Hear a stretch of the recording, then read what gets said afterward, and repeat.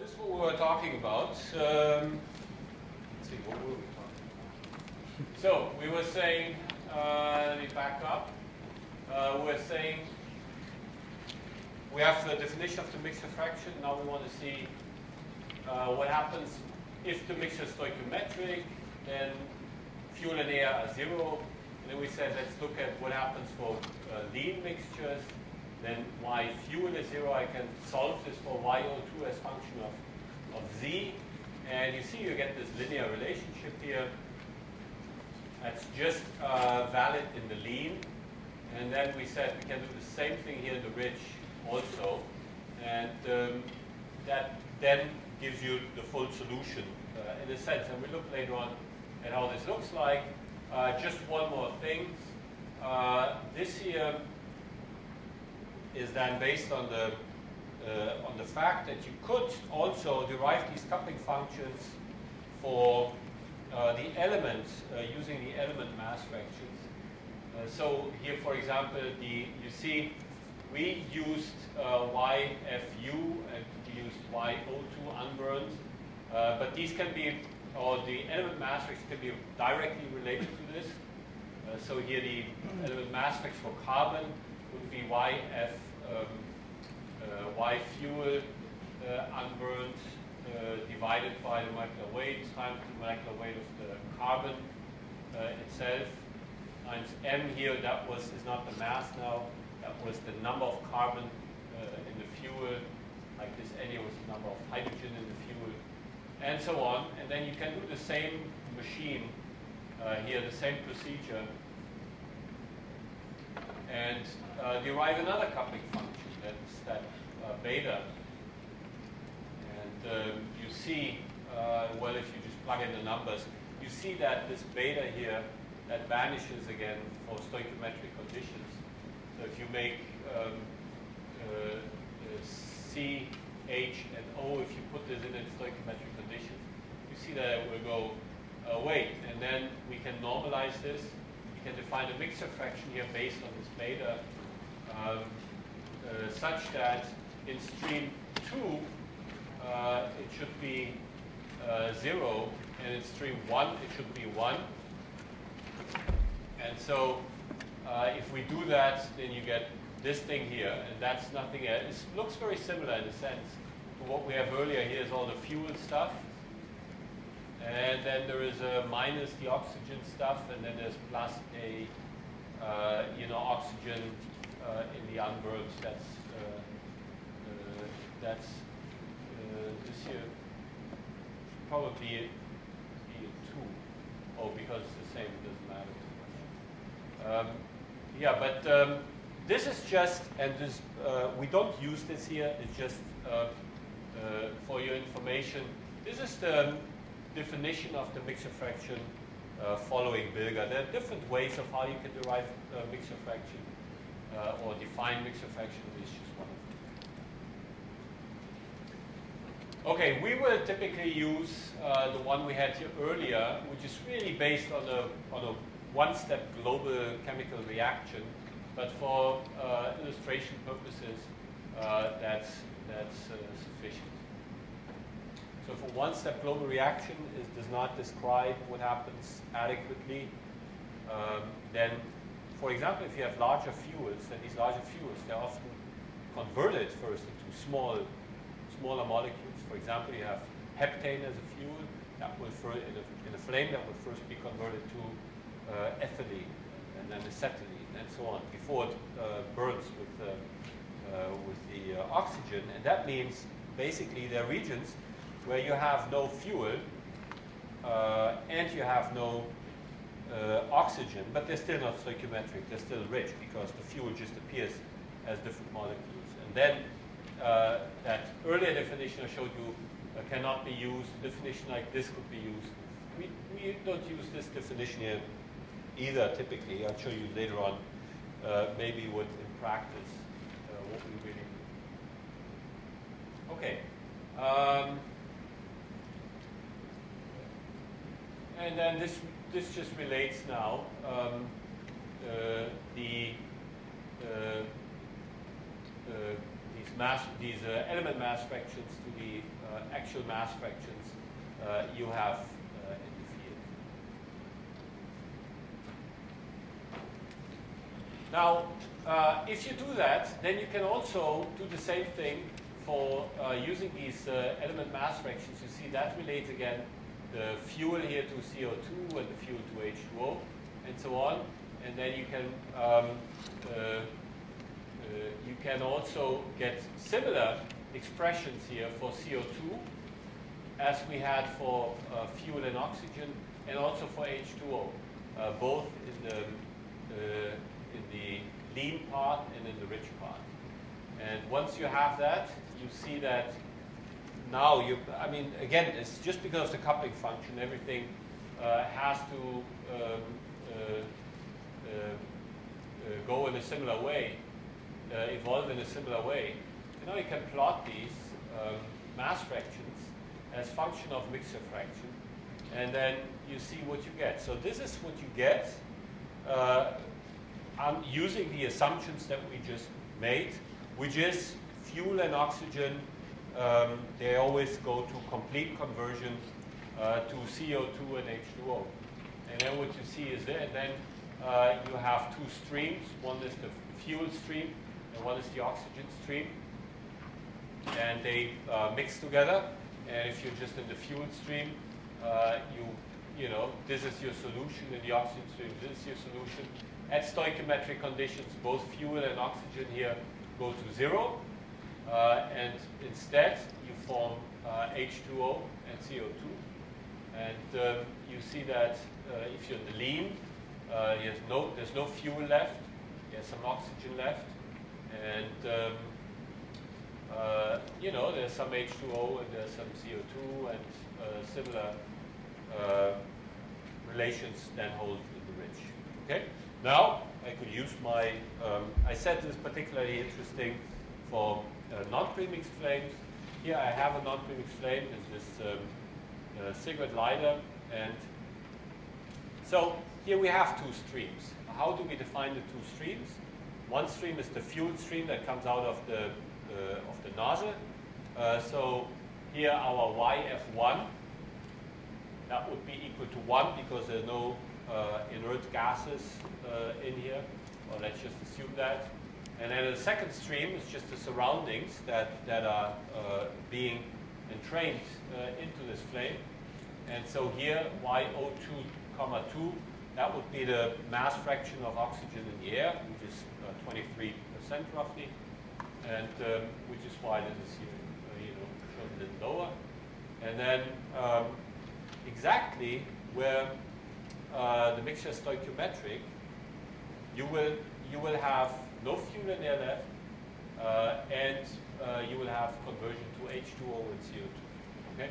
And where does this happen? If you look at this flame, then you see very close to the nozzle, and that's what we saw earlier also when we looked at these images of the turbulent diffusion flame. You saw a very thin layer of OH. You actually see this layer when you look at this. You see a very thin, close to the nozzle, you see a very thin layer of blue. And that blue color, that's just chemiluminescence of certain radicals that appear just in the reaction zone. So in that reaction zone, the mixture is stoichiometric, and you have roughly this composition. And then if I go from there, if I go inwards, then I go to the rich part, and I go to the point where, if I'm close to the nozzle, I find a point where I have only fuel and nothing else, and then in between you get these solutions, and so on. And if I go from the reaction zone outwards, then I go into the pure air, and I approach the solution that you see here for Z equal to 0. Okay? So just on the side, if you look at this thing here again, then again very close to the nozzle, you see, maybe I should put this thing back on. We will talk about a premixed combustion today, and I want to see if I can make a premixed flame with this, but I couldn't. I need a second one to do that, and then I'm still not sure. But But so I took this off. But you look at this, so you see this reaction zone is very thin, and then wow, you see the air conditioning doing all sorts of funny stuff, and then you see very close to the nozzle, it's dark inside. Okay. Now, if you go downstream, it gets orange. What's the orange? Soot. So soot consists of carbon, very small carbon particles. So you know, it's like a little coal particle that you have there that's just glowing, and that's why it's orange.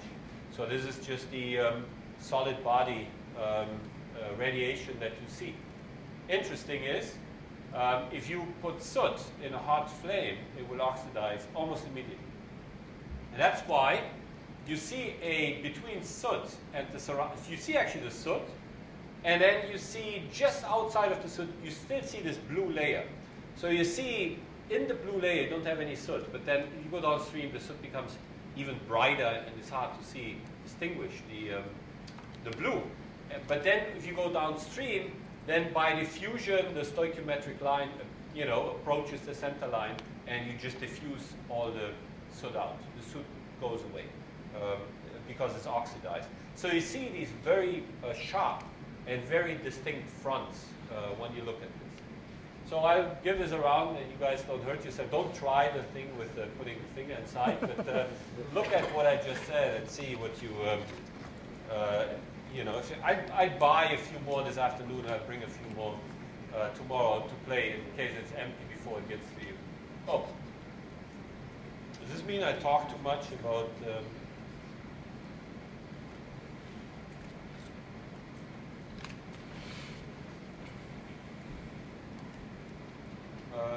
I guess coming up again.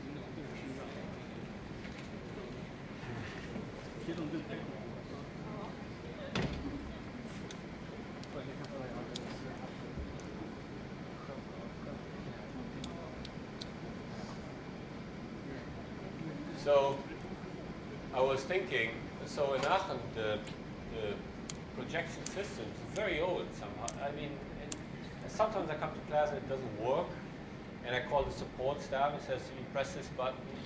I say, yeah, press this button, and then he said, and then what happens? He said, nothing happens. And then the guy says, oh, then it's broken. And that's it. Okay, is that the support, all the support I get? Yes. So I thought, no, wow, this is very fancy. We should have this, but I'm not sure now because it looks very fancy, but I'm not sure it works much better.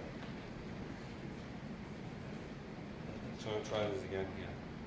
Unplugging and plugging back in. Or maybe I should turn it off and on.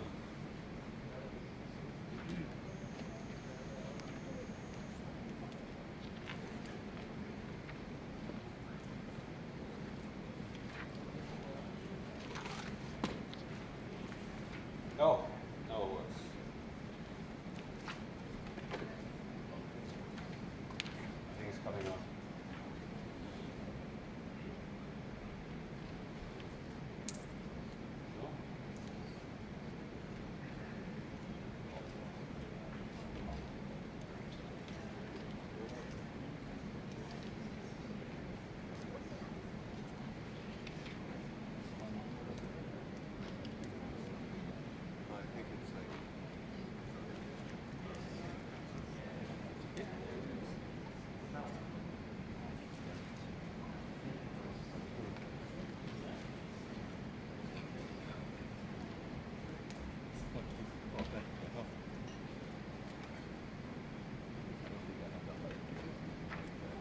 Okay, here we go.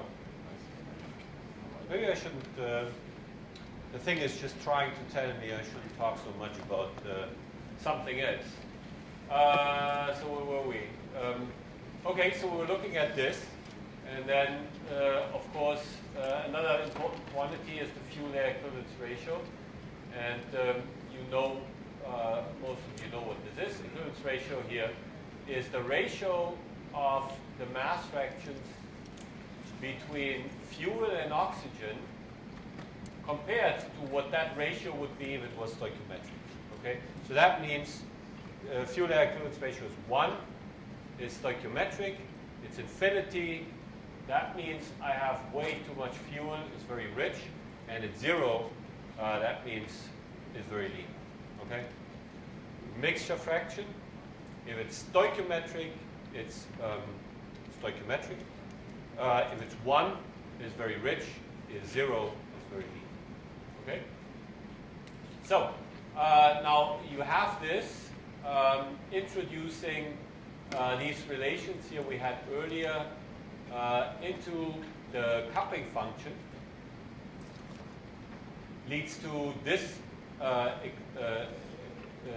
leads with this expression here, which we had earlier, to a relation between the equivalence ratio and the mixture fraction. So the equivalence ratio, you know, is just this, and you'll find these limits. You see here, for example, if Z goes to 1, that would be pure fuel. Then equivalence ratio goes to infinity. If Z goes to 0, then equivalence ratio is 0, and so on. So what does this show you? Again, I said earlier, it's important that to understand really what mixture fraction is. And most people understand equivalence ratio quite well, and maybe equivalence ratio and mixture fraction not so well. You see here, it's the same thing. The mixture fraction just gives you the local equivalence ratio in a maybe non-premixed flow like this fire extinguisher. You know, locally it tells you what's the equivalence ratio. The only difference is it's normalized between 0 and 1. Okay? We could use equivalence ratios, the same thing. But if you solve an equation then, let's say we want to describe this cigarette lighter in equations, then in the pure fuel, this would always go to infinity, that quantity. You don't want that. So the mixture fraction is just a normalized equivalence ratio, and that might help you think about it. Okay? So this, of course, also valid for multi-component fuels, and you can try to actually figure that out. And I just said this here, and here's an exercise. If you get bored later on today, you can try to figure this out. Okay? Any questions about this?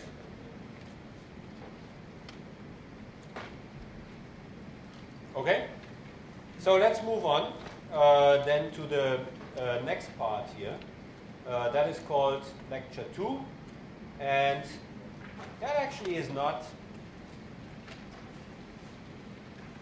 I think really what we're going to do now is we're going to add one little thing to this.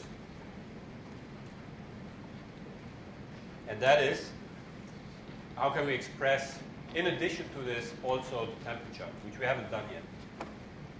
Okay? And we'll talk very briefly here only about chemical equilibrium. So, first law of thermodynamics is, of course, balance between different forms of energy. U here is the internal energy. du is a small change of the specific internal energy. There's work, and there's heat transfer Q. And work here is expressed, or volumetric work due to volumetric changes. Here is, well, PdV work is minus PdV. There is the enthalpy here also is just defined as U plus PV. And for an ideal gas, then PV is equal to RT over W. And then you can write the enthalpy here like this. That's interesting. I'm not sure if that is I think that comes later again. But for ideal gases, of course, we know, and that's important, that the internal energy is only a function of temperature. Okay? And the enthalpy here, because it can be written like this, U plus RT over W, that is also a function only of temperature. Okay? Although the pressure appears here in the definition, because you can write it as function of temperature, it's only a function of temperature. Okay? The first law can then be written like this. du, the change of internal energy, you could say is equal to the work plus dq. The work here is then written here on the left-hand side. So du plus pdv is equal to dq. That's the first law of thermodynamics. We'll use that only once later on. And then here we have, you can also, expressing u here with h, then du is equal to dh minus pdv minus vdp, and you get this here. Okay? In many combustion applications, we like to use the enthalpy. Why is that? Because very often the pressure is constant. Internal combustion engines is of course not true, but for gas turbines or open flames and so on, pressure is constant. Then you see this VDP here goes away, and then dH is just equal to dQ. Makes it very simple. Okay. Now there's a lot of definitions now. Again, it's just for nomenclature, and so we'll go through these quickly so that we get to the important point. The internal energy of species I is a specific quantity, and so it can be to get the total internal energy. You can just sum up the product of the internal energies of the individual components times the mass fractions. Okay, and that's only because it's a specific quantity, so it's related to mass, and this is the mass fraction. And you can do the same thing for enthalpy. And so you can also write the specific enthalpy of an individual component here like this for an ideal gas. And this is what I said earlier. For an ideal gas, internal energy is just a function of temperature, which means also the enthalpy is just a function of temperature. Then we have the specific heats here, or the specific heat capacity. And you know, of course, how these are defined. And using these, then, you can express the enthalpy as the enthalpy at a certain. Well, let me just, just to have this clear. Here we have the CPI. CPI, of course, is defined as dHi dt at constant pressure. Okay? And the internal energy, now, because the enthalpy is only a function of temperature, it's independent of the pressure, we can say this is equal to dH dt. Okay? And then I can integrate this. And if I integrate this, I get dH is equal to, well, let me write it here. dH is equal to I CPI dt, and here the integral, and here the integral, and then here on the left-hand side I have an HI minus HI reference is equal to, well, this integral from T reference to T. Okay? Always keep in mind, this is because we're talking about ideal gas, that we can write it like this, independent of pressure. And what's interesting now is we have this reference enthalpy, and we have this temperature-dependent term. And now this distinction in combustion, so the first one it describes the chemical energy. The second one is what we call the sensible, or the chemical enthalpy. The second one is what we call the sensible enthalpy. Okay? So the second one, so if I have a substance here and heat it up or cool it down, that is just seen here in the second one. If I take, let's say, a mixture of substances and I burn these, what happens is that I convert a species I to.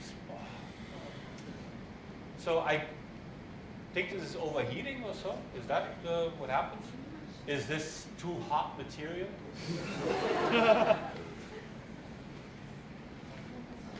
Might be on power saver.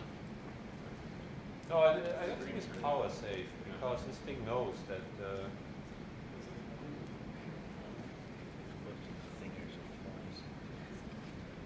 Or maybe it is power safe. Okay. What was I saying? Right. So you convert one species to you convert one species to another species. Turns out that other species, it has a lower reference enthalpy. Okay, and we'll see that later on. And because the energy is conserved, it has to appear somewhere else, and it appears then in the second part. Okay, and it's temperature integral. So you need to, in order to, for that energy to be conserved, you need to have a higher temperature. Okay, that's what combustion does, and you see it in this equation. And so from this, you also see it's very important for combustion always to keep that first part, the reference enthalpy. Those of you who have a background in fluid mechanics, let's say, or more background in fluid mechanics, fluid mechanicians, they usually drop that first part. They just look at the second part. And then they set Cp constant, independent of temperature, and they say, well, the energy is just Cp times T, or something. And that's, might be fine if you're not interested in chemical conversion, but if you are, then you need to always keep in mind the balance of this term. And we will use the balance of this term now, once the projector works again. We'll use that to compute what that temperature should be. What I did earlier was,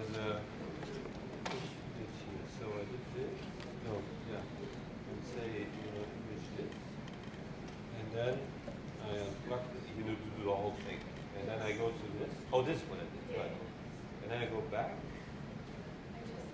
hold on, and then I plug it in, and then earlier, then it was asking for the password again. Okay. Oh. No, I should have first come up. So it was asking for the password. What was the difference?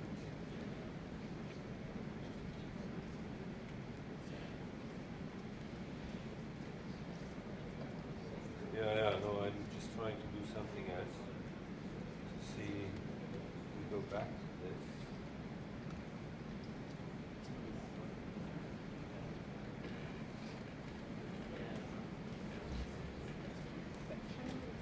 Yeah, go ahead.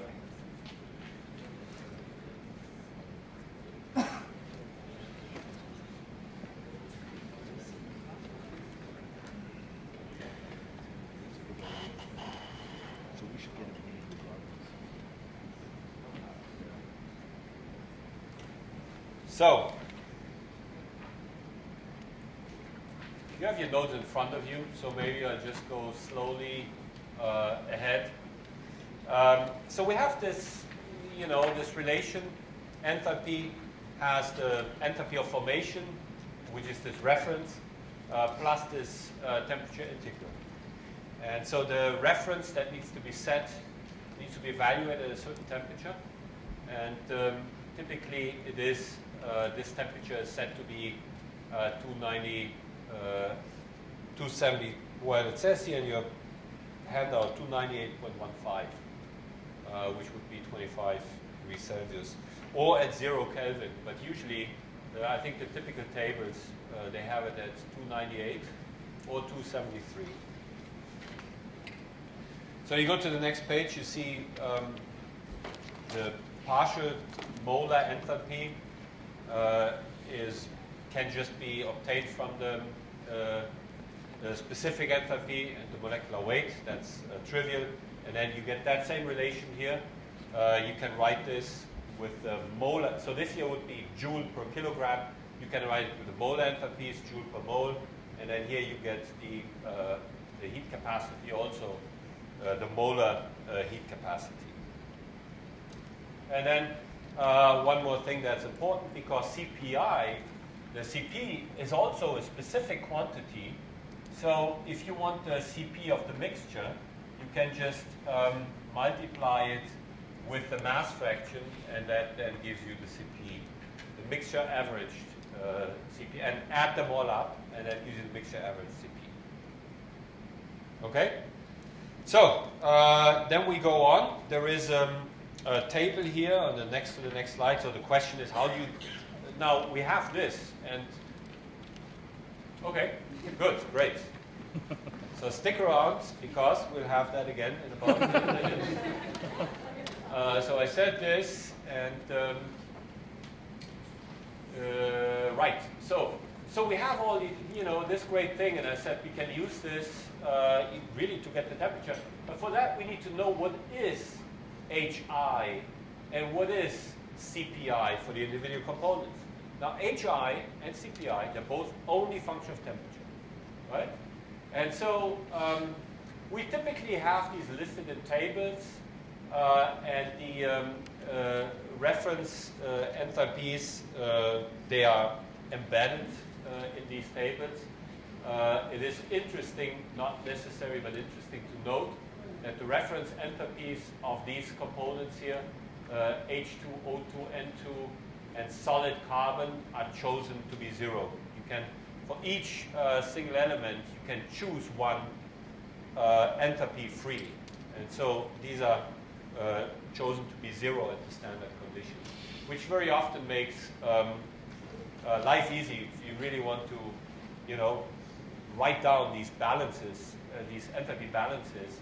Then, for example, the reaction we had in the beginning there, there was hydrogen plus 1/2 oxygen and so on. You see, then these would be 0 for these. And this is what I said earlier, reference enthalpies of combustion products are typically lower than these of the, or even negative than these of the reactants, because of that you get that enthalpy difference, and that then translates into an increase in the temperature. So the temperature dependence is given, let's say, in these polynomials. So if you know Cp here divided by R is equal to this temperature polynomial, and the H here divided by RT is given by this temperature polynomial, and then the entropy is given by this temperature polynomial, then well, let's say this temperature polynomial, okay, and forget about the pressure here for a second. Then you can you tabulate these coefficients for each species, and you find these on the web. If you want to go out and compute this stuff, you find these from many different sources. You find these coefficients here for any species, not any species of life, but for a lot of species, for the typical species we use. New fuels, then we don't have these sometimes, which is a problem. But for most species, you will find these. What you see here is there are 7 coefficients all in all. A1 to A5. There's one more for the enthalpy, and yet one more for the entropy. And typically, they are tabulated such that you get one set of coefficients for temperatures below 1,000 Kelvin, and another set for temperatures above 1,000 Kelvin. So they look like this here, where you have, for each species then, you have 14 of these coefficients. And that's how you find it. It's just 14 numbers, and you have to know the first 7 are for high temperatures, I think, and the second 7 are for low temperatures. And, that's just what it is. One thing to add, the internal energy and the enthalpy are only temperature functions. The entropy is not only a function of temperature. Okay, that depends on the pressure also. And for ideal gases, it can be written in this logarithmic form. So the entropy you get here, that is also given for a reference pressure. Yes? Assuming for the gas phase, you have the heavy function of pressure, if phase change, that function there is the function of pressure. What's that? Is this only assuming everything is gas phase? Because heat capacity can vary as much as pressure, and you have phase change when the boiling point varies. Yeah. This here, as a matter of fact, is only for ideal gases. Okay? So no phase change or anything. You're not even close to the vapor dome. That's the point. You're far away from the vapor dome. So typically, ideal gas assumption is good if you're about at twice the critical temperature and twice the critical pressure or something. There is this corresponding states principle that kind of shows that roughly under these assumptions is not bad. Either or, you're either twice or half the pressure basically, or twice the temperature. And again, this here, this is is only for ideal gas that you get this logarithmic. I mean, from the Gibbs equation, if you have Gibbs equation, TdS equation, and you assume you have ideal gas, then you can derive this logarithmic pressure dependence. You guys have all seen. Okay, so this is how these are tabulated, and once you have these tables, you can compute all of these. So we should assume these to be given. Okay, so now we want to look at the temperature. Let's look at this cigarette lighter. Let's say we want to know what the temperature is. So we assume we have a system here as adiabatic, or take a box. Take a box. Adiabatic box, fill it with fuel and air, and then, oh no, now you spark it, you have constant volume. I want constant pressure, okay? So think of an open domain. And so we want constant pressure, adiabatic system. And then you see this enthalpy form here we had earlier. The VDP term is 0, dq is 0. And also we want to say there's no friction. And then all you have here is just dH. dH is equal to 0. This just means, and of course you know this, if you have adiabatic constant pressure system, the enthalpy doesn't change. Okay? That's why Mr. Enthalpy introduced this quantity, I guess, because that for isobaric systems, it makes life very easy. Okay, so this is good because now take our box. So take the box, but make a hole in the box so that it stays at constant pressure. Then the unburned enthalpy is equal to the burnt enthalpy. Then we can write this as the sum of the mass fractions times the enthalpies in the unburned and in the burnt. Okay? And now we can replace I have this expression here. Now I can replace the enthalpies here by this expression. Okay, that's what we said earlier, that's what we want to do. And now what you see is, this is skipping a step here from here to here, but you see if you plug this in left and right, then you get 4 terms. Okay? You get 2 terms here just from the reference enthalpy. So you have here Y unburned times HI unburned reference, and here you have the same thing for the burned state. But burnt or unburned, the reference enthalpy is the same, okay, of each species, because that's not a function of temperature. So I bring these both at the same side. So I have Y unburned times Href minus Y burned times Href. Okay? So this here is just the first part.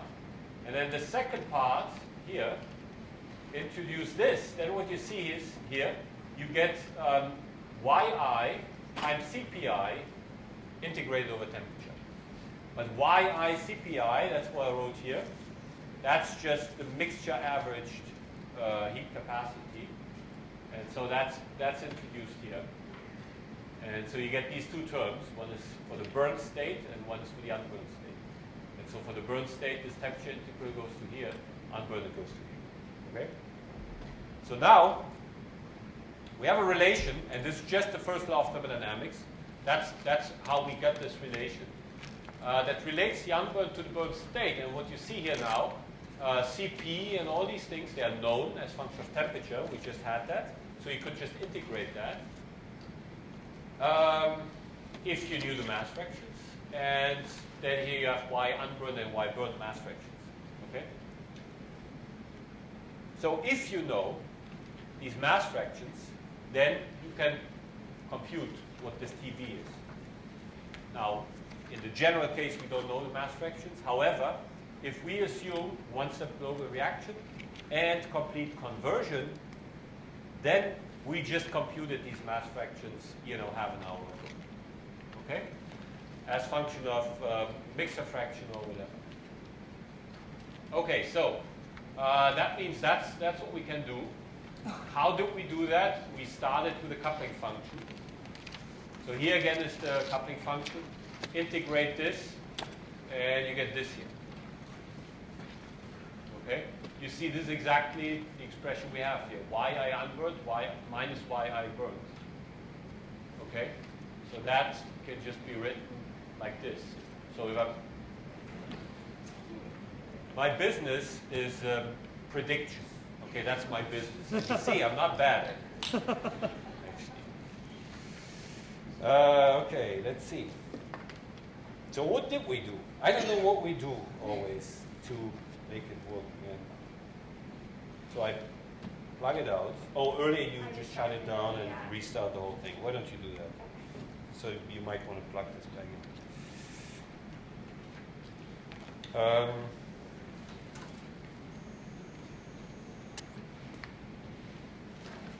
Okay, this is suboptimal, but let's do that again. Let's just look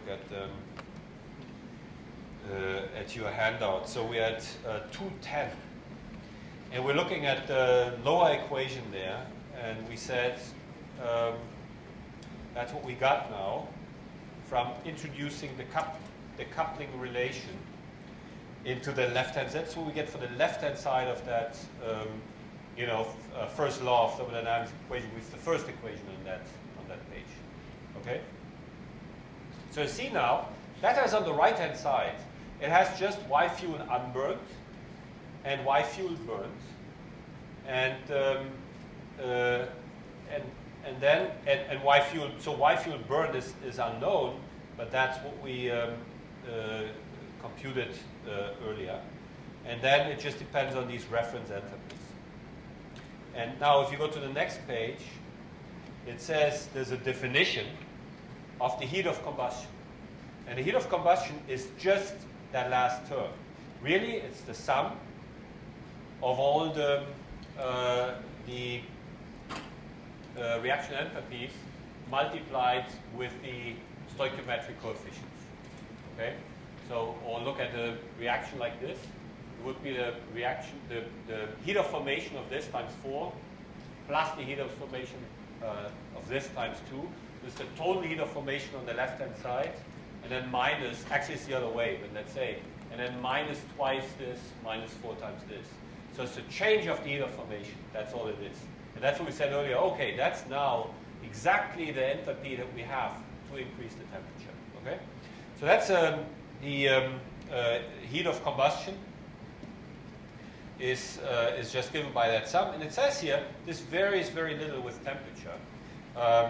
The way it's written here in this equation, Q is equal to something. But you see here, actually, we don't even need a temperature dependence because this is to be evaluated at the reference condition anyways. So it doesn't matter. We don't even need to consider the temperature dependence of this. So we set this equal to Q ref. Now, you can actually integrate this thing, this equation you have there, but we want to do this, we want to get an analytic expression. And so to do that, we introduce a few more assumptions. So we assume that, well, here we don't need to assume this, but we just say, let's say we're interested in combustion at reference temperature, 298 Kelvin. We want to assume that the CPs are constant. And there's, especially for premixed combustion, there's some justification because you mostly have nitrogen anyways, in the burnt and the unburnt. And we want to assume it's not a function of, CP is not a function of temperature, and so on.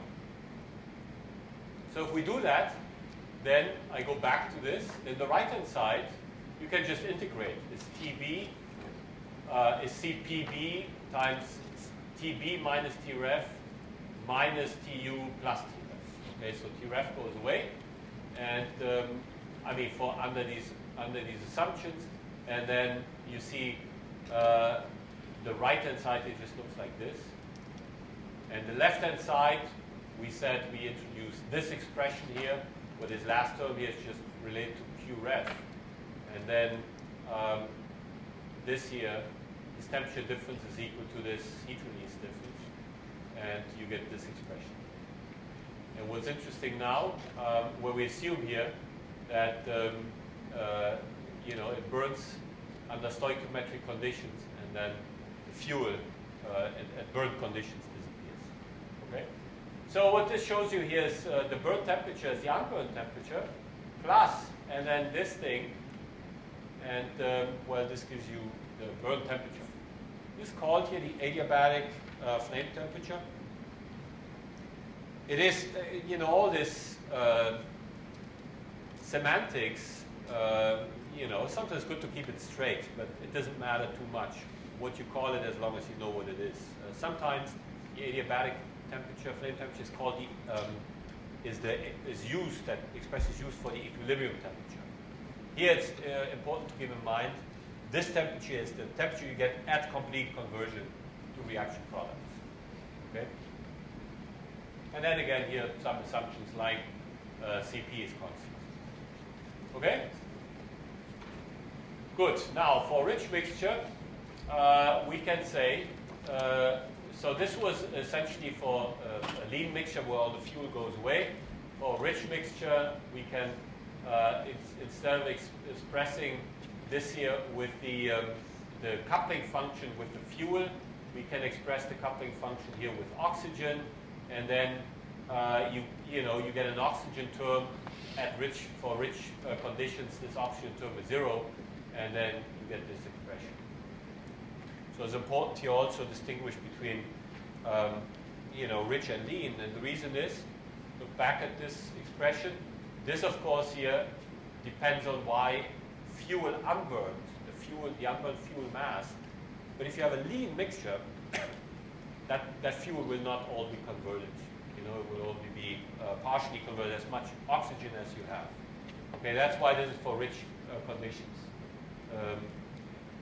Sorry, this is for lean conditions, and then this here is for rich conditions.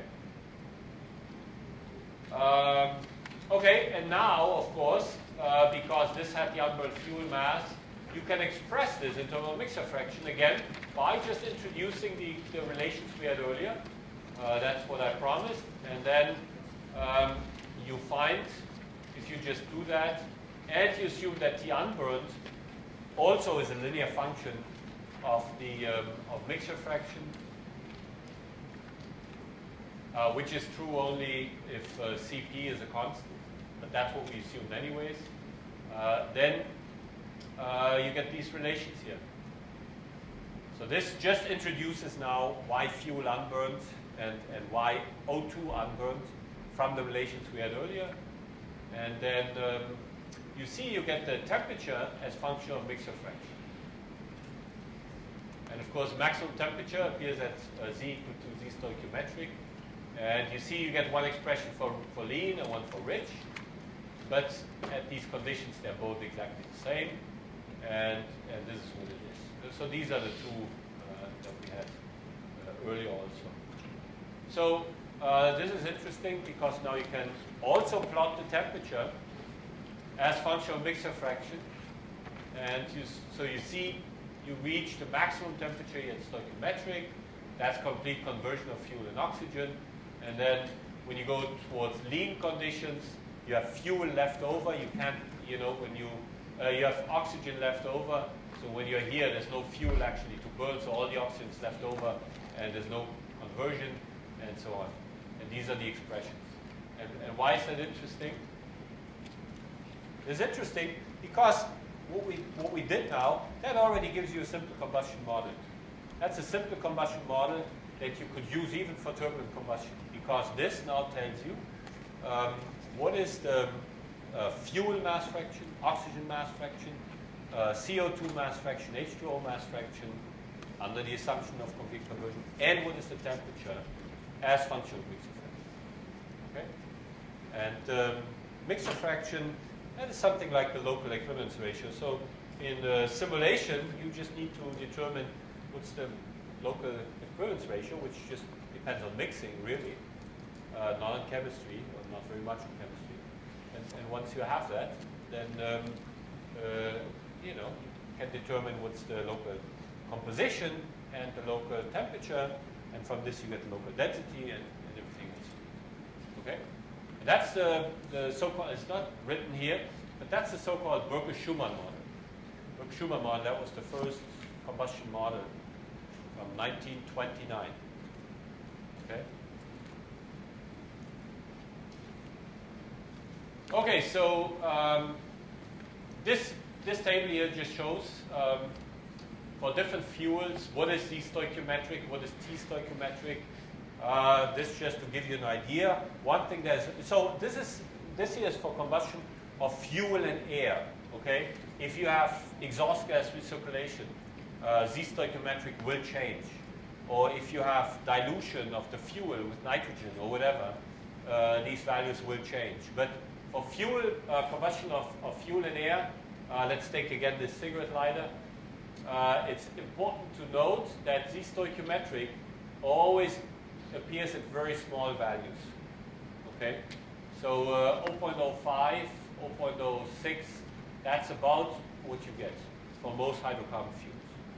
Okay, so that's I think heptane is 0.062 or something. So there's not much higher than this. Okay, and the temperature at complete conversion, that's of course that's an upper bound for what the temperature will be in real system. And you see, and that's roughly what you get in this lighter here. You see that typical fuels here have about 2,200, you know, or these unsaturated fuels here, 2,600 degrees Kelvin. Okay, that's typical temperatures you reach in the flame locally.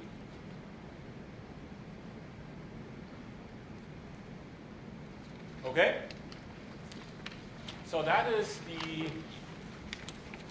determination of what we call the temperature at complete conversion, or here it's sometimes called the adiabatic flame temperature, although I like to use the term adiabatic flame temperature for equilibrium temperature, which is slightly lower. Any questions about this? Okay, so we'll do this very briefly. Chemical equilibrium, we said, is very important. And chemical equilibrium, and that's why it's so, I mean, the state of chemical equilibrium, that is the attractor. That's where, you know, the state always wants to be. And I said earlier, chemical kinetics just slows it down. What's interesting is, once you reach chemical equilibrium, the state does not depend on the kinetics anymore. If you give me a reaction mechanism of fuel and air, whatever, that has about 10,000 reactions, and you say, hey, can you determine chemical equilibrium? You know 10,000 reactions or whatever, and you don't give me the reaction rates or the rate coefficients, you just give me the reactions. Then I say, of course, what do I say? I say yes, because I just throw the whole thing away. And I go back to thermodynamics. Thermodynamics, these tables I showed you earlier for CP, H, and S, that's all you need. That's all you need to determine chemical equilibrium state. Okay? So, so we talked about complete combustion. More general, more accurate is to look at chemical equilibrium. Although one has to say, very often the complete conversion, we will see that later on, complete conversion for certain cases is actually more accurate than equilibrium. And we'll see later on, for what cases that is the case. And you will see why that is. Okay, so we'll set all this, and finite chemical kinetics is, the first time is funny, second time is, you get used to it, and then sometimes it's annoying. This is not the computer. Yes, but it doesn't go to sleep. See, the computer stays there. Maybe you should, once we fix it, maybe you should get someone who really knows the system. Yeah, media services is going to come check it out. Okay.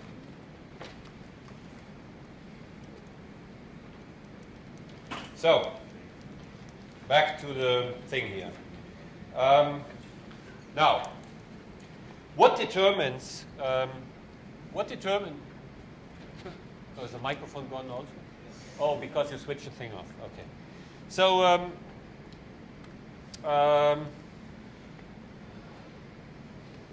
okay, so I'm at slide 220. The question is, what determines chemical equilibrium? And chemical equilibrium is determined by the Gibbs free energy. When the Gibbs free energy is minimized, then the chemical equilibrium is reached. The Gibbs free energy depends on the energy, but also the entropy. And so on 220 here, the entropy is introduced.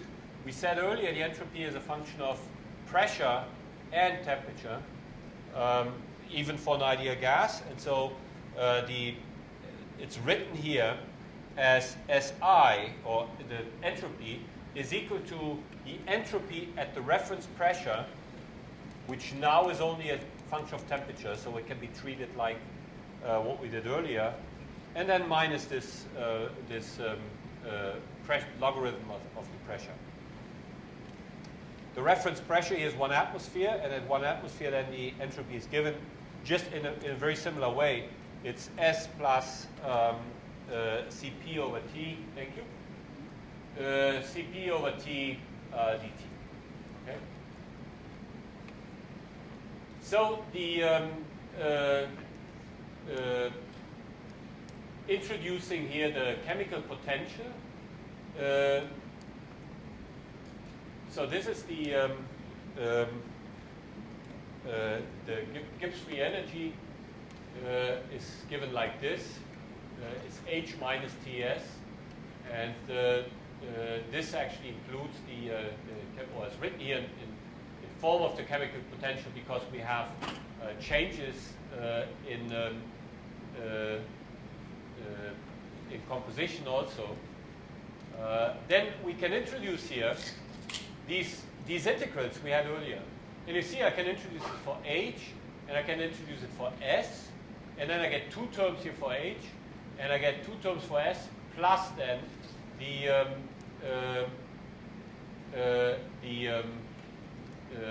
what's it called? This pressure term.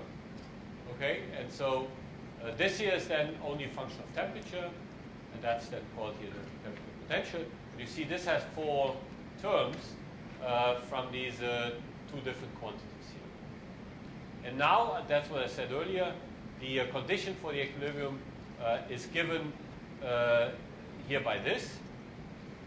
So it depends here on these chemical potentials. And you see now, you can just plug this in here, and you get a big relation here that depends on composition and temperature. So if we do that, then you can, again, so I have 1, 2, 3, 4, 5, 6 terms from this. And so it's a little messy. But what's important is only one thing.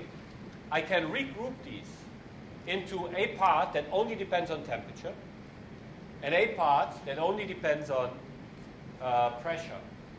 And you see that all this here just depends on all this here just depends on temperature, and then this here depends on pressure. So if I plug this in and regroup it in that way, then you see here on the left-hand side, I have the part that just depends on the temperature. And what's interesting about this, again, this depends now only on the CPs and on the H's and the S's. And this is a pure temperature function. And you have all the coefficients in the table, so you can compute this part. Okay? You can actually compute this. And then on the right-hand side, you see there's a part here that depends on the partial pressures. And the partial pressures we saw earlier, that's like the concentration, or that's like you can convert that into the mass fraction. Okay? So for a certain temperature, so what this means then, if I fix the temperature, you fix the temperature, then the left-hand side here can be computed, is a value, is 5 or 10, whatever. It's, that is a number for a fixed temperature, which means that the ratio in which the species occur is also fixed. Okay? It doesn't tell you in equilibrium, this doesn't tell you in equilibrium, you will get, a mass fraction of this, this species of, 0.5 and this 0.3 and this 0.2. This it just says the ratio of the mass fractions is fixed. Okay? And if you fix the temperature. So that gives you, if you know one or two, then you can compute the others. So then we call this here, we call this the equilibrium constant, or we don't call it the equilibrium constant, we introduce a k here, in this way, so that k is equal to, this this expression here, this partial pressure expression. And it's called the law of mass action. Okay? So it basically means, so if I look at this, if I have a reaction like this, A plus B goes to C plus D, that's an elementary reaction now. It could be a global reaction also. Then this says Kp, I fix the temperature again, and I can compute this just from the, from all these tables. That will then be equal to the partial pressure of C times the partial pressure of D divided by the partial pressure of A times the partial pressure of B. Okay? That's what it says. So this means if I increase the temperature, I change this, I make it larger or smaller. This doesn't say if I make it larger or smaller. But let's say I make it larger, that just means I drive the reaction towards C and D. Okay? You change the temperature the other way, you make this smaller, it drives the reaction in the direction of the reactants. Okay? So that's what the chemical equilibrium tells you. And this here is an example that shows what Kp is for different reactions. And you see the first one is a global reaction, the others are also global reactions. So these are all global reactions. But anyways, you see sometimes this Kp with an increase in temperature. So this here is a so-called Arrhenius plot, where we plot here, this quantity K in logarithmic scale as function of 1 over temperature or 1,000 over temperature. So high temperatures on the left side here, low temperature on the right side. And you see here, take this reaction.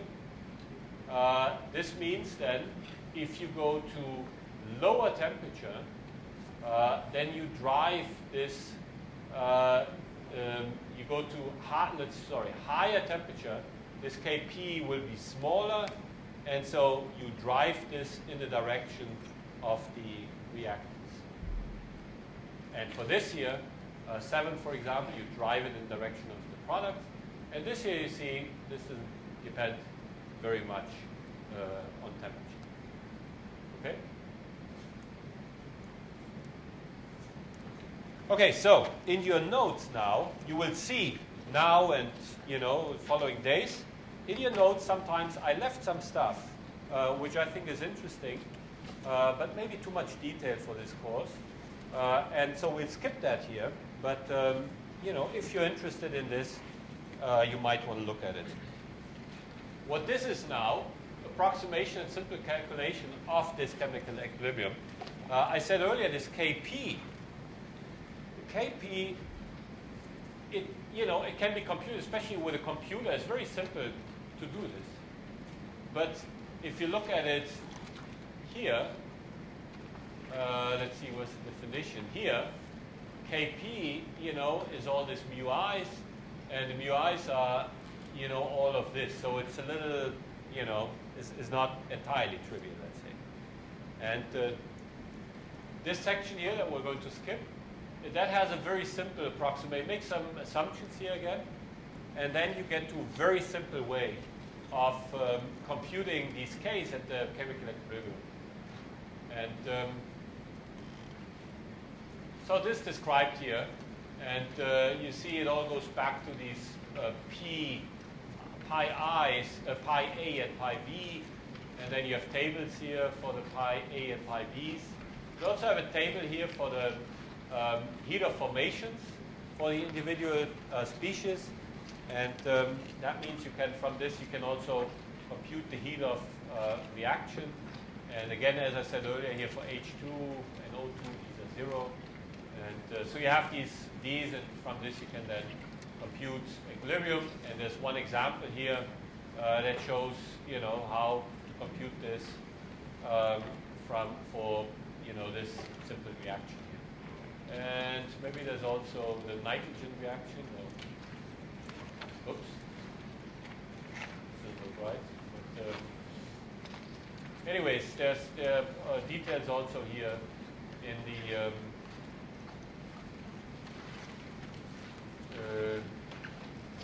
so you see there's a lot more stuff here. Oh, here's the example. Now I skipped it. On the last page there's also an example for the nitrogen reaction. N2 plus O2 goes to 2NO, which looks at the temperature dependence of this reaction. But, well, again, chemical equilibrium here just on the side, and there's a lot more information about this also in the lecture notes, in the written lecture. Any questions about this? Temperature, equilibrium? No. So the main point here, we won't use how to compute equilibrium. It was just on the side, but the way to compute the adiabatic temperature, that's probably more important. Okay, so the next handout you see in your notes, that would be the one on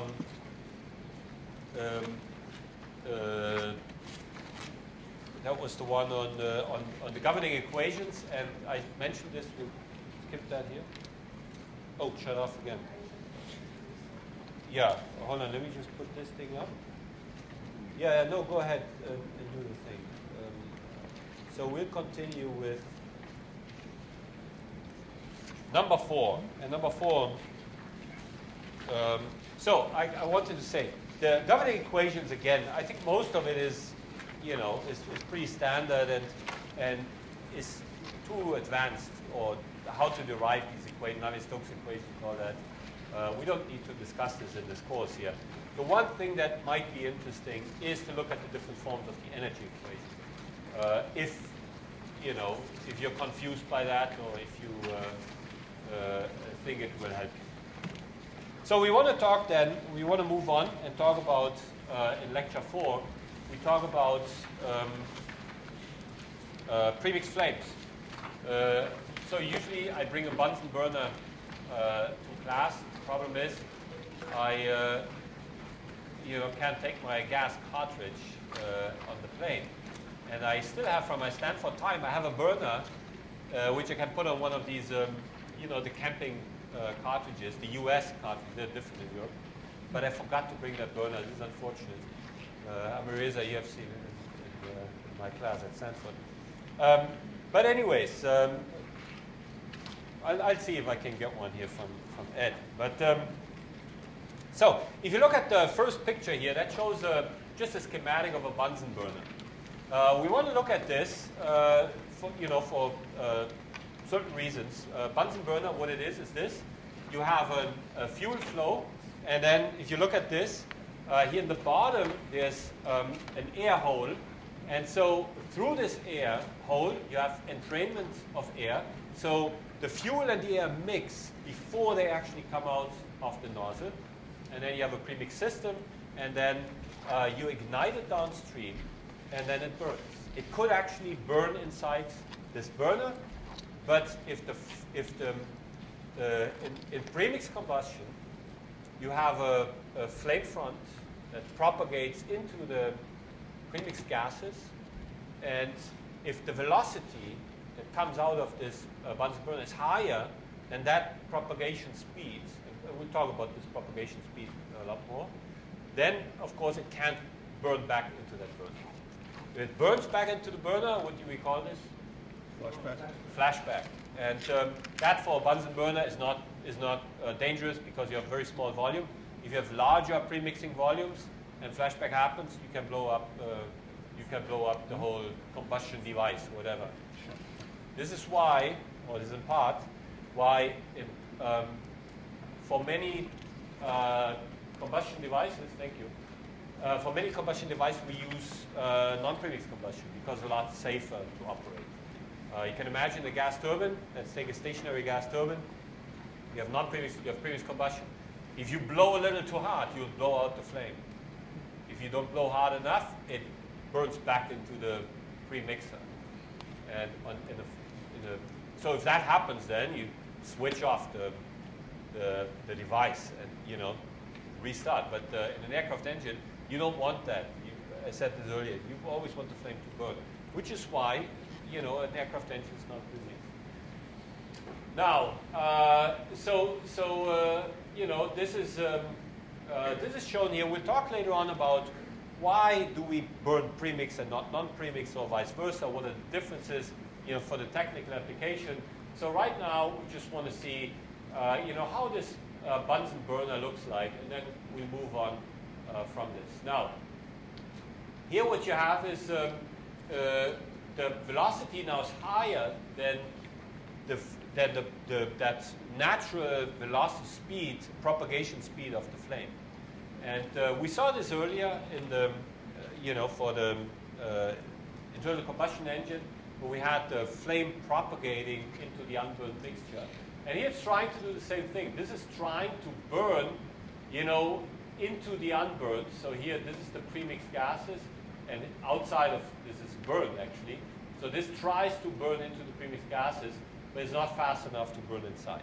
And you can imagine if I turn down the volumetric flow rate, then this angle here becomes wider, this becomes shallower, and at some point it will be, if the natural propagation speed is the same as the flow velocity, it will just sit flat on the burner, and then if I turn it down a little more, it will burn into the burner, right? And so this angle here, that depends kind of on the mass flow rate and also the natural propagation speed of this flame. Okay, so we call this natural propagation speed here of this flame. We call this the laminar burning velocity, and that actually then leads to this thing here, which we call the Bunsen cone. Okay. Now, interesting is that if I said, the propagation speed or this angle depends somehow on the propagation speed and the flow rate, that means you could use this device to measure. If you know that relationship, you can use this device to measure the angle and then measure that burning velocity. Okay? You can actually do that. It turns out it's not all that accurate because of the fact that this is non-ideal. You have heat losses here to the burner and things like that. But it's not so bad. Okay? So in order to do this, we want to see what is this relationship between the angle and the propagation speed. And so we can look at this flame like this. You have I have a mixture here called this unburnt, this fuel and air. And then here I have a flame front that burns into this, and then here it's burnt. Okay? And then you have a velocity here that, or mass flow that, well, let's just say for the sake of argument, this side here is stagnant. Okay? But then still, I have a mass flow rate that goes into the flame because the flame is moving. And that mass flow rate, m dot, that is rho times u times a. Okay? So rho here, that would be the unburnt density.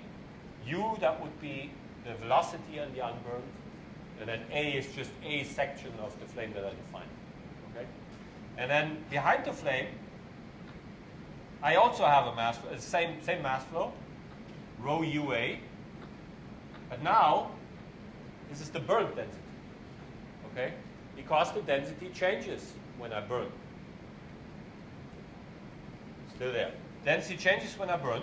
And so, because of that, you see A is the same. Okay? I pick one cross-section. If the density changes, the velocity also has to change. So UB is different from UA. UB is smaller or larger than UA? Larger. Depends on the density, right? But what happens with the density through the flame? Decreases. It decreases, which means the velocity increases, okay? And that's what you see when you have an explosion, okay? You burn, and all of a sudden you get velocities are very high and shock waves and whatnot. So when you go through the flame, the velocity actually increases. So this is shown here, rho v. So one thing also that's interesting now, we said earlier these flames are thin. They're not infinitely thin, okay? But very often we look at these flames like discontinuities. And for the sake of this argument here, we just want to say it's discontinuity. Then at this point, I have a velocity just in the unburnt and the density, and I have a velocity and a density just in the burnt, okay? And they are different. But they're related to each other because of the conservation of mass, okay? Now, let's look at this case here again. Take the right side here of this Bunsen cone, and now I have a velocity here coming towards this. So this is the flame, and this is the velocity here that comes out of the nozzle. And so what's shown here is that I can decompose this velocity. I can decompose it into a part that goes normal to the flame and a part that goes tangential with the flame. Okay, call this Vt and Vn. And Vn, we just saw that, Vn will increase through the flame because of the density change. And we know what Vn is. This is the Vn. It's given by the density change. And the Vt, the transverse velocity, that doesn't change. It's the same in the unburnt and the same in the burnt. We know that we don't get very, very high shear rates just because we have a Bunsen flame, right? So Vt stays the same. And so what I can do here is I can construct now how the burnt velocity looks like. I have the same Vt, I have a larger Vn, and so this gives me a VB that turns away from the flame. Or if you look at this, where was this? Oh, here. This is a streamline, and the streamline, kind of goes like this. Okay?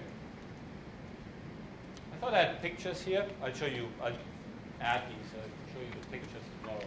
They're actually nice experiments that show this. Now, interesting here is you see that the propagation speed of this is, so what is the propagation speed now? It's equal to what velocity? Say it again. It's equal to the normal velocity, right? I can't hear you. Maybe it's because it's so loud. But the propagation velocity of the natural propagation velocity of the flame is equal here in this diagram to the normal velocity. Okay? But I have two normal velocities. I have one in the burns and one in the unburns. Which one?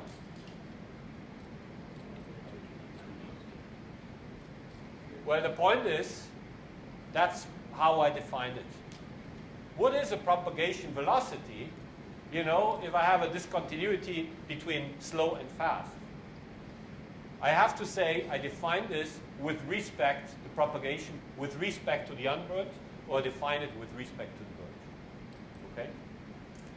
Typically, when you hear the term laminar burning velocity, people mean the propagation velocity with respect to the unburnt. Okay? So it's the difference, propagation velocity is the difference between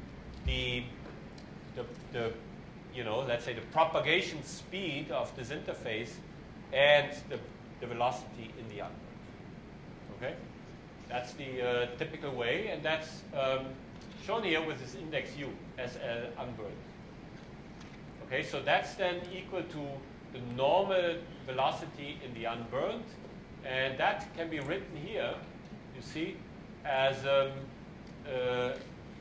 here this normal unburnt velocity. That can be written as the velocity here, which just comes from the mass flow rate from the burner, and the sine of this angle. Okay, so if I measure the sine of this angle, if I measure the angle, and I know what the mass flow rate is, then I can determine the laminar burning velocity. Okay, one thing is funny is you could do your job again for us. One thing that's funny is that if that's the case, then what happens at the tip? At the tip, it seems like the flame is flat. Okay, so, but still, you have a flow comes from the bottom.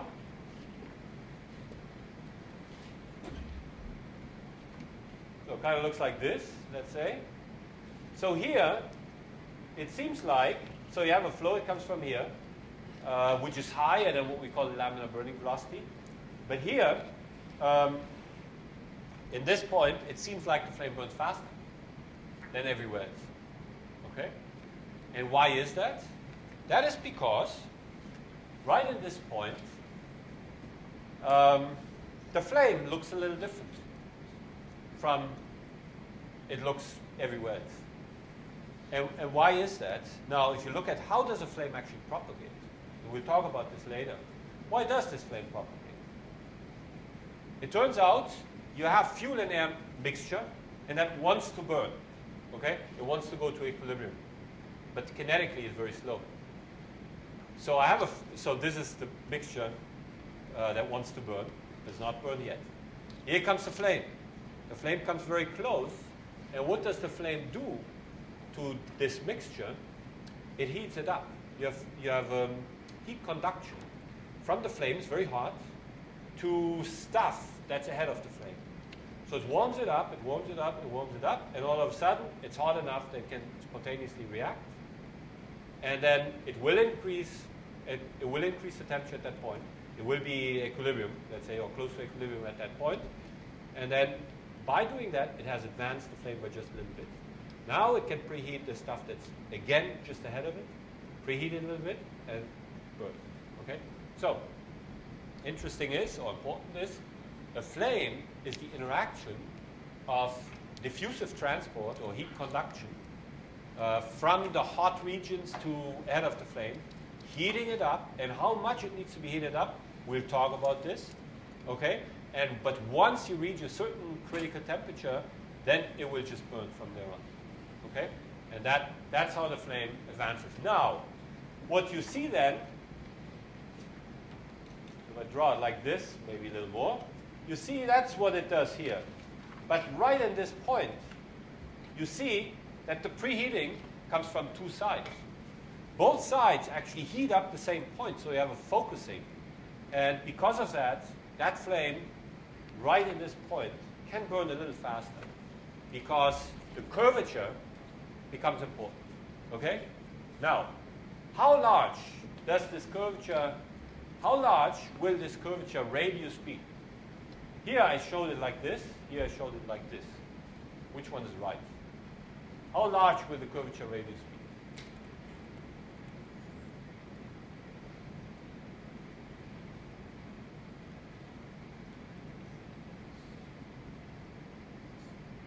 It will be determined by the physics somehow, okay?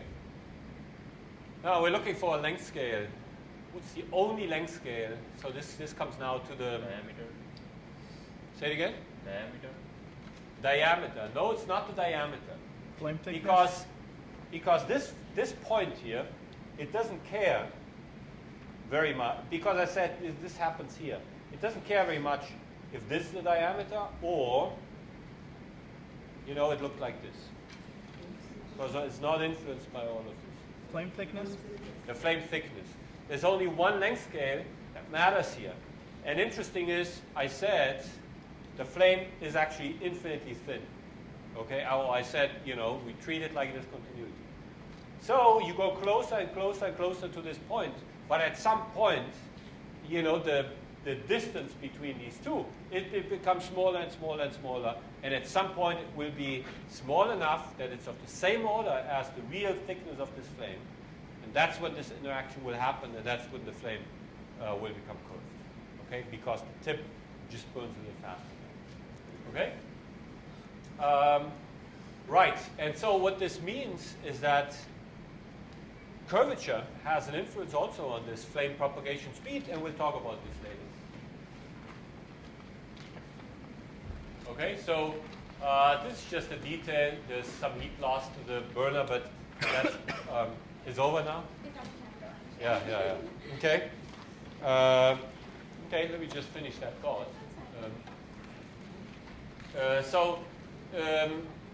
That's part of the reason why these are actually not used for real measurements.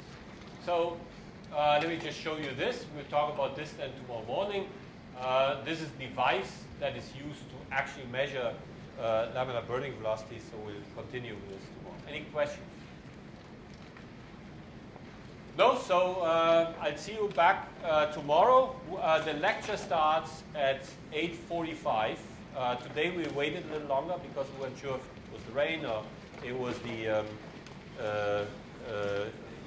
just the fact that 8:45 is a funny time. But tomorrow we'll start at 8:45 sharp. Okay? No, it's not your fault.